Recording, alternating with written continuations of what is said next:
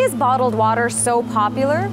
The US is the second largest bottled water market in the world, right after China. And bottled water sales are expected to overtake soda as the #1 packaged beverage in the US by next year.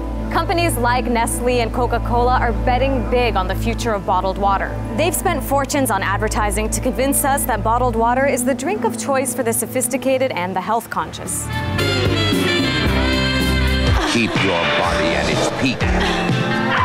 Drink Avion. But is bottled water better than tap? Let's start by looking at the quality. What comes out of your tap depends on where you live in the world.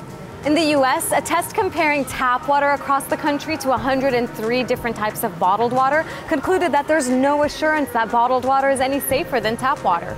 Tap water in the US is regulated by the EPA, which has stricter reporting standards than the FDA, which regulates bottled water. So, despite what those commercials imply, what comes out of your tap might be higher quality than bottled water. And get this, half of all bottled water comes from your tap. But this doesn't seem to have much impact on bottled water sales. New York City, for example, has some of the cleanest tap water in the country, but the bottled water market there is huge. It's expanding year after year, with Nestle's Poland Spring outselling all other beverage brands. Bottled water costs more too, a lot more. Americans are paying an average of $1.22 per gallon for it. That's about 300 times the cost of tap water. That makes bottled water on average more expensive than oil. But why? Well, beyond the price of the water itself and the bottle it comes in, there's the cost of transporting it, the extra water used to make that bottle, and finally, you're paying for the cost of all those ads and sponsorship deals. And don't forget about the effect on the environment. Less than 1/3 of these plastic bottles will be recycled in the United States.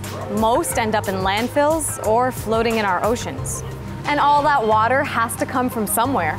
Our groundwater is being overused so that this water can be bottled and sold.